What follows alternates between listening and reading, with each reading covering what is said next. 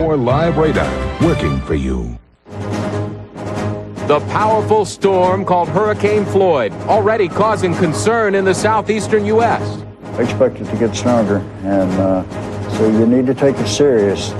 Restoring order in East Timor, Indonesia's president yields to international pressure to let UN peacekeepers in. And the search for truth about a deadly Amtrak crash. Why didn't the truck driver whose rig was blocking the tracks move it? We just want to make sure that we all live and learn from a real tragedy. From NBC News World Headquarters in New York, this is NBC Nightly News, reported by John Siegenthaler. Good evening, everyone. Another dangerous hurricane is on the horizon tonight, and it appears to have its sights set again on the eastern seaboard. Hurricane Floyd is the fourth major hurricane of the season and is picking up steam. Tonight in the Bahamas, people are already beginning to feel the force of this storm. The latest now from NBC's Bob Dodson. Forecasters predict Hurricane Floyd could be near or over the Bahama Islands by tomorrow afternoon, with winds exceeding 140 miles an hour, strong enough to cause extensive damage. So, once again, people are stocking up with supplies as far away as Miami. I guess we're brave. Today, more than 80,000 people boarded Florida cruise ships and set out to sail around the storm. We like excitement. We want to see if we can outrun Floyd. The man above, he take care of everything. They have an incentive to go sailing despite weather forecasts. In passengers' hands, unbelievable deals. Cruise ship tickets, deeply discounted. Some, half price. Cheaper is the bottom line. Caribbean cruise bookings drop by as much as a third every September due to the threat of hurricanes. It is Floyd, and of course we keep in track of that. Ship captains do chart courses away from the storms. The safest place to be during a hurricane is on the ship, because we can move 500 miles away from a hurricane in 24 hours. But the backside of such a blow can be choppy. We was here last year in October, and the waves are 18, 20 foot up above the boat coming back in, so piece of cake. Floyd is still more than 700 miles east of Miami and is not expected to come close to Florida until Wednesday. It is too early to tell where. A trough of low pressure coming out of the Midwest could turn the hurricane up the East Coast. If it begins to turn after 2 days, South Florida has no effect at all, and then it may be to the middle coast of Florida. And away from the cruise ships leaving today. Most on board bought their tickets 6 months ago. If they had canceled, they could have lost the entire cost of their vacation, anywhere from $800 to $5,000. So they set sail this afternoon, even though forecasters now say Floyd could soon become a devastating storm, with winds as powerful as Hurricane Andrew that smashed into South Florida back in 1992. Bob Dodson, NBC News, Atlanta. Now to the Indonesian province of East Timor. After a week of violence and international pressure, Indonesia agreed to allow a UN peacekeeping force to restore order. NBC's Ned Colt reports from the Indonesian capital. Tonight, President Habibie and his military chiefs bowed to foreign pressure, which threatened to make Indonesia an international outcast. UN peacekeepers will go to East Timor. Too many people have lost their lives since the beginning of the unrest, lost their homes and security. We cannot wait any longer. For 8 days, the Vermont-sized territory Indonesia invaded 24 years ago has been under siege by pro-government militia, incensed by the outcome of a referendum in which Timorese overwhelmingly chose independence. Tonight, a resistance leader who could well be East Timor's first president is calling for an immediate UN deployment. President Habibie and the cabinet have faced this reality. Now, it is up to the UN Security Council and the international community to act speedily. First, to bring in aid. Food and water are in short supply. Airdrops are a possibility. Then to deploy troops to disarm the militias and restore order. Australia has offered to lead. It already has ships and troops on standby and says an advance guard could be in place within a week to 10 days. It's not a question of when they'll be allowed in, when they're ready to come in. See, I think that's the question, because the president's already said as quickly as possible.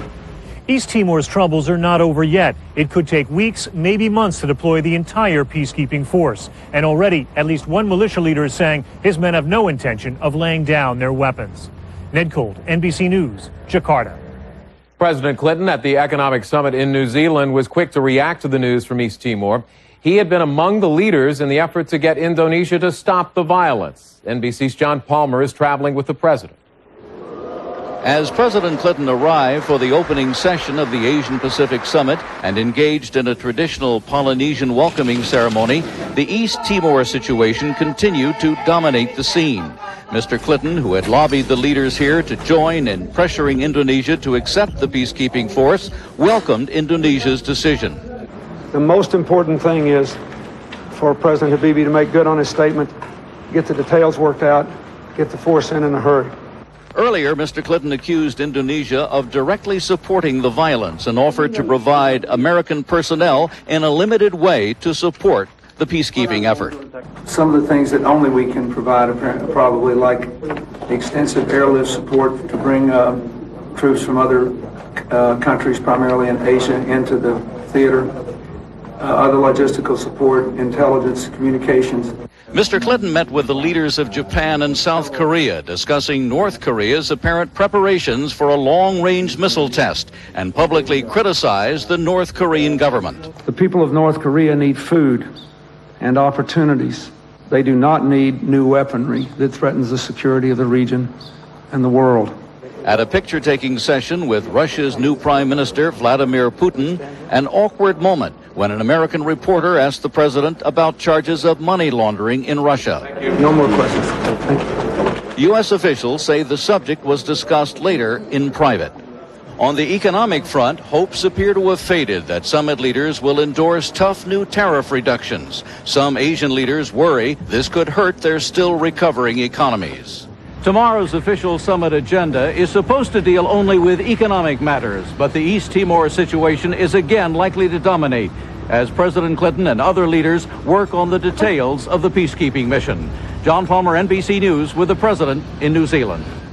When NBC Nightly News continues in a moment, the ongoing investigation of one of Amtrak's worst accidents.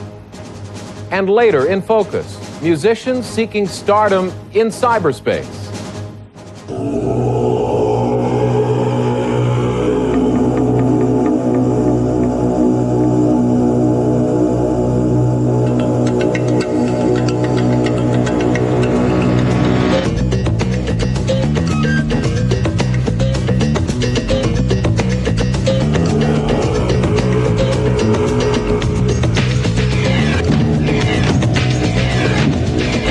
Chevy Tahoe, like a rock.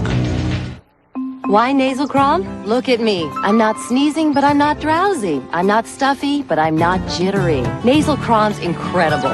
It prevents allergies with none of these side effects. Nasal crom. The best way to stop suffering is never to start. Oh yeah, I'm on a seafood diet. I see food, I eat it. But thanks to Healthy Choice, I've got a nutritional guardian angel. Like the roast chicken. All the fixins, only 6 grams of fat. What is that, like a sit-up? Healthy Choice. Figured it out. Chicken breast, smothered in a mushroom wine sauce, veggies so fresh tasting, they bite back. It's a plate full of good eating. There's no room for extra salt and fat. Choose Healthy Choice. How easy is that? Now to the federal investigation into the fatal Amtrak crash south of Chicago last March. The National Transportation Safety Board opens public hearings on the accident tomorrow. Here's NBC's Jim Avila. The McKnight grade crossing, Bourbonnais, Illinois, cited the second worst accident in Amtrak history. A middle-of-the-night crash, 2 locomotives, 13 passenger cars, and a baggage carrier rammed through a flatbed truck loaded with 22 tons of steel. 11 of the 198 passengers on board died, including Max Bonin's wife, June, and their granddaughter, Jessica. It's no secret that at the end of the day, I go home alone. Bonin, who has spent the 7 months since the accident building a chapel in his Nesbitt, Mississippi hotel property as a memorial to his wife, says he's at peace now, but wants the NTSB to find the answers to some basic questions. It'll be interesting to note exactly how the tractor-trailer managed to get itself in the position that it did. Exactly the question the NTSB will focus on at tomorrow's public hearing, the first into the cause of the fatal crash of Amtrak train number 59. Why was that truck on the tracks, especially when NTSB sources say both the signals and the gate were working properly on the night of March 15th? Truck driver John Stokes will not testify at the hearing. He has provided a written, unsworn statement to investigators. He appeared at the coroner's inquest in May, but asserted his Fifth Amendment rights on the stand. His attorney says his written statement should be enough. I don't believe that he has an obligation to do anything more than what he's done. Tomorrow's lead witness, the train engineer, a bird's eye view of rapidly approaching disaster. He was one of two people who were in the best place to observe the actual crash. Transportation Safety Board member George Black tells NBC News 4 eyewitnesses to the accident are key to answering why the truck was caught on the tracks, since the gates appeared to be working. We have no evidence that the gates were not working as they were designed to work at the time of the accident. Back in Bourbonnais, the town is building its own memorial park near the accident site. The mayor says the rescue effort brought his town together. They opened up their hearts to these people that were strangers to us, took them into their homes, and gave of what we had. A tragic night that still leaves investigators struggling for answers, loved ones searching for meaning. We just want to make sure that we all live and learn from a real tragedy. Tomorrow, the NTSB hopes to make a major step in its effort to do just that. Learn more about the cause of an accident where there's no evidence any equipment malfunctioned. Jim Avila, NBC News, Chicago. A scare and some minor injuries today at New York City's busy Grand Central train terminal after a smoky fire broke out on a subway platform. The building was quickly evacuated. The cause of the fire is under investigation. And all over the city today, more mosquito spraying to contain an encephalitis outbreak, which has killed 3 people. A brief program note now. Tennis sensation Serena Williams, the 17-year-old who won the U.S. Open, will be interviewed live tomorrow on Today. When NBC Nightly News continues, music by way of mp3.com.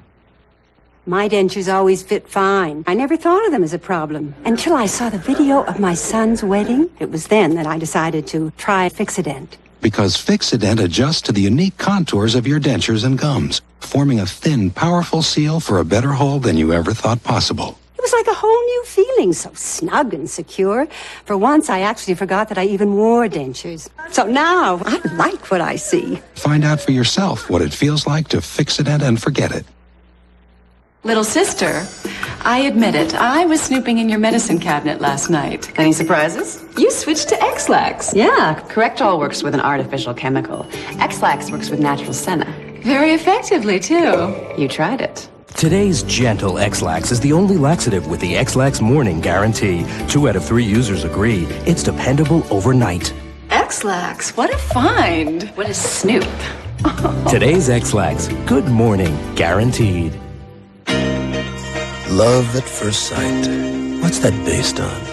Have you ever looked at someone and said, check her out, she looks loyal? Or, whoa, look at the morals on that guy.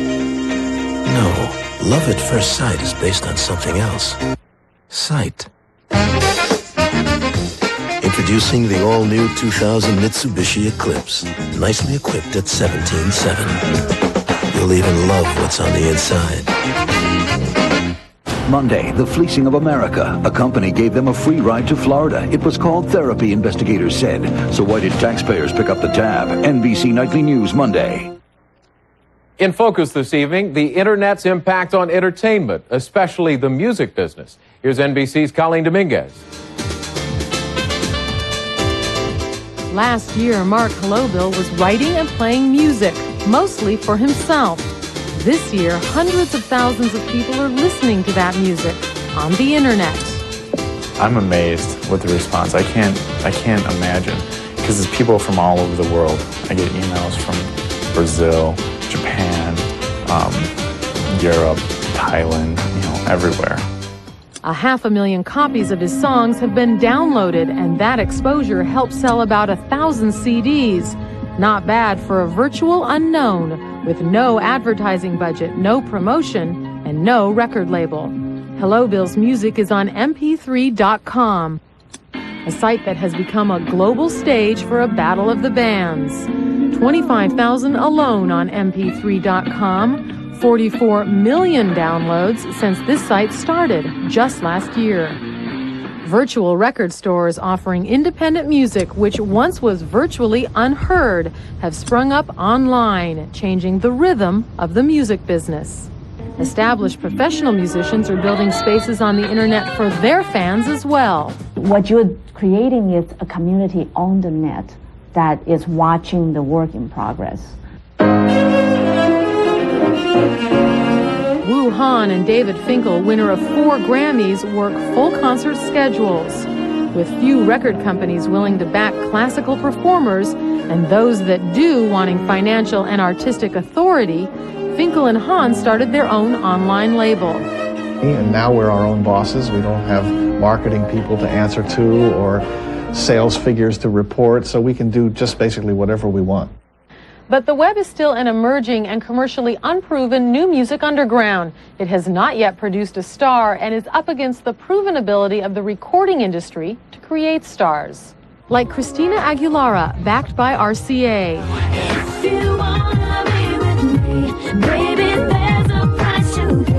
The company provided consultants, songwriters, producers, promotion. On average, record companies spend about $1 million launching new artists. In this case, it worked. Christina Aguilera's debut CD debuted as #1 on Billboard magazine's Top 200 music chart, based on orders from retailers. Al Teller knows the power of the big labels. He used to run them. He is the former president of CBS Records, the former president of United Artists Records, and was CEO of MCA Entertainment. Sometime over the next 12 to 24 months, a star will emerge from the internet without ever having to have had a record played on traditional radio or traditional music video channels. This revolution in the music business is borrowing from the past, old-fashioned promotion.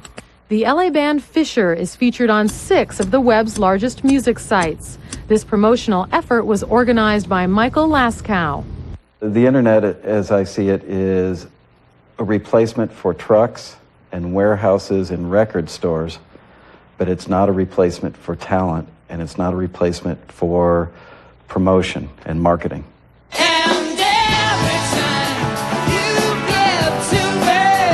And for new bands like Fisher, the internet is not a substitute for an old-fashioned record deal with a major label. If you have a grand dream, you've gotta dance with the big boys still. And the beat goes on. Colleen Dominguez, NBC News, Los Angeles.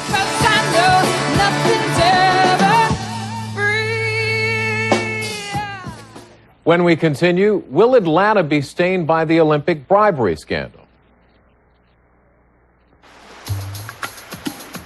Where will you be when your grandson gets his first taste of the ocean? When man walks on Mars? When your children want to discover their heritage? Life is filled with moments you don't want to miss. That's why if you have high cholesterol and heart disease, you should know about Zocor. Zocor is proven to help save lives by reducing the risk of a heart attack. So where will you be tomorrow? That could depend on what you do today.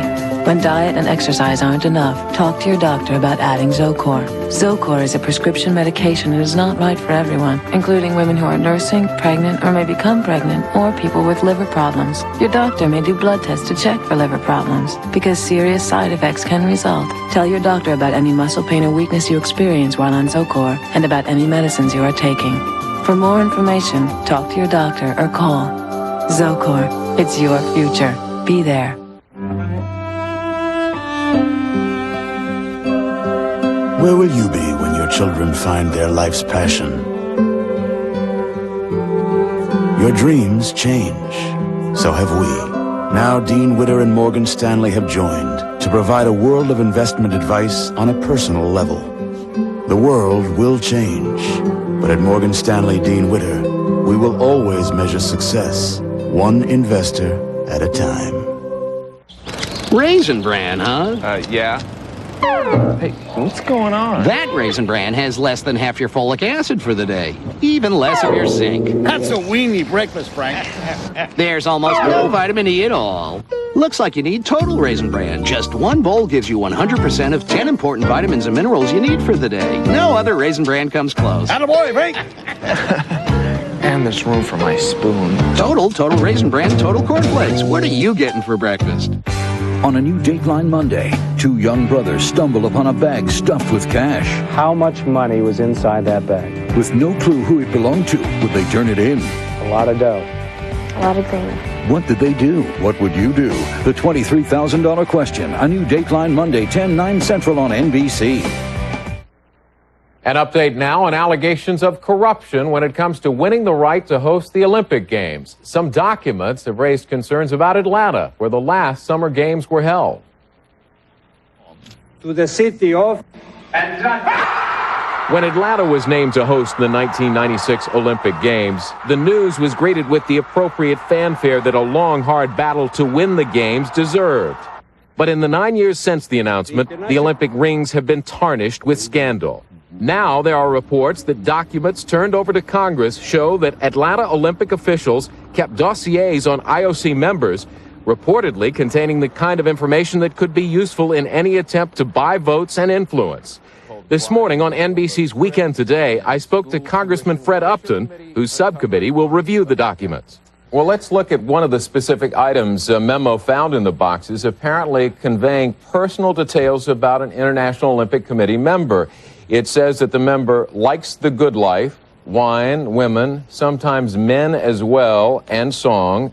And visit to Atlanta should be low-key with press, but an all-out orgy. This is a shocking quote. What does it tell you about the Atlanta Committee? Well, it tells you that there may really be a Pandora's box here, that, in fact, dossiers were made on all of these folks trying to buy votes. There have been no specific accusations about attempts to influence votes. The Atlanta Olympics organizers will offer an updated report on their activities to Congress this week.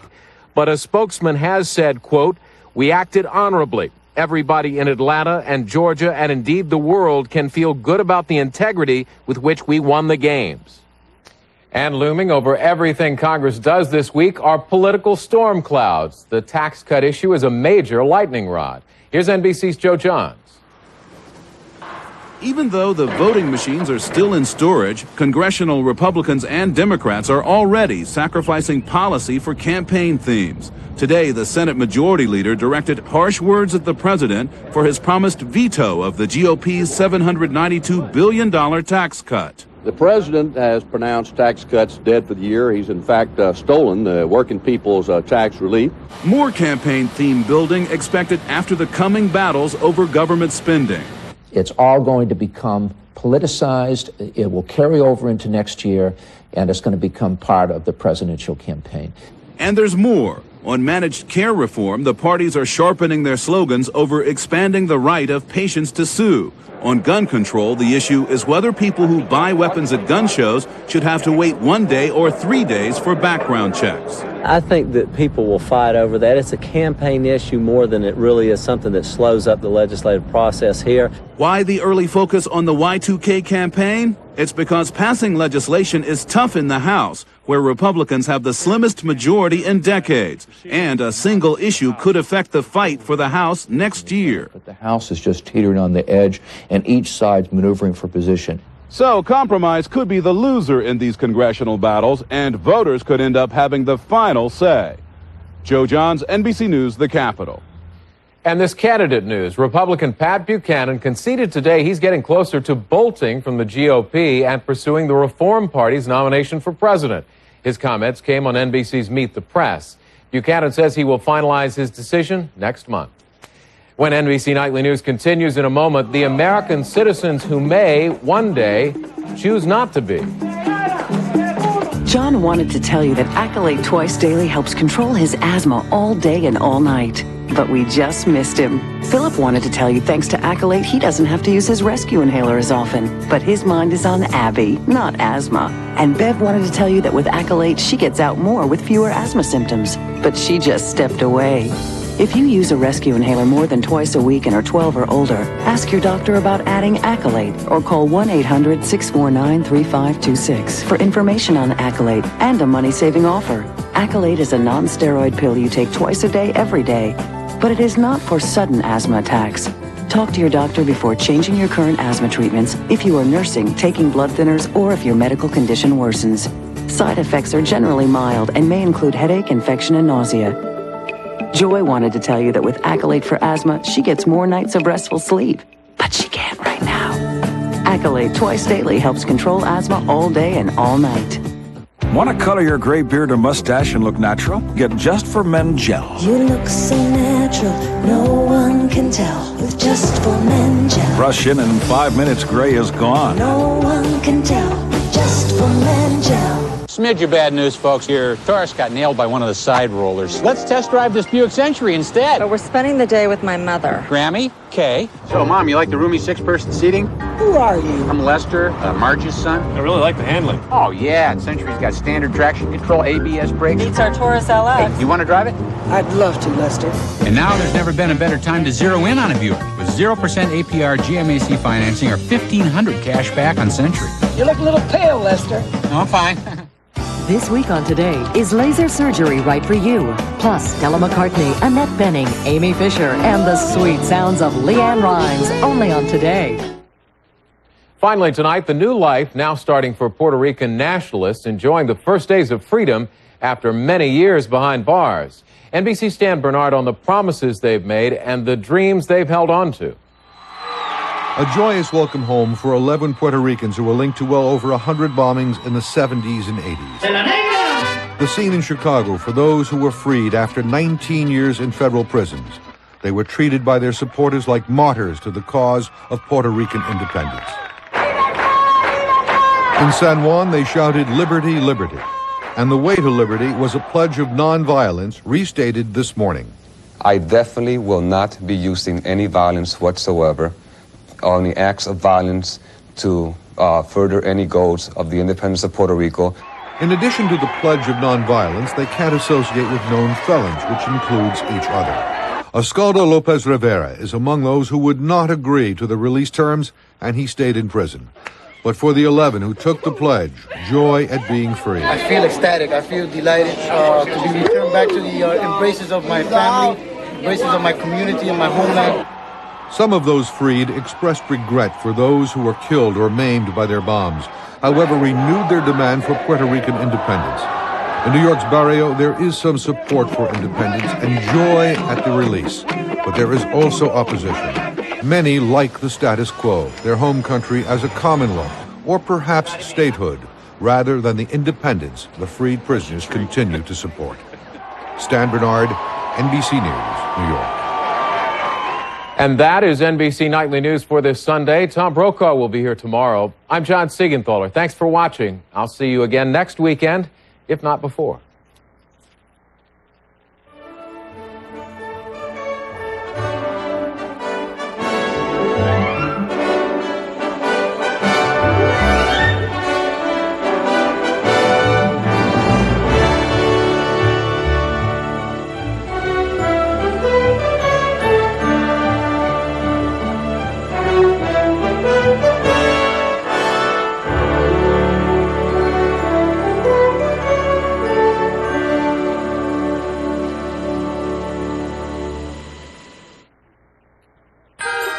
NBC News, America's news leader.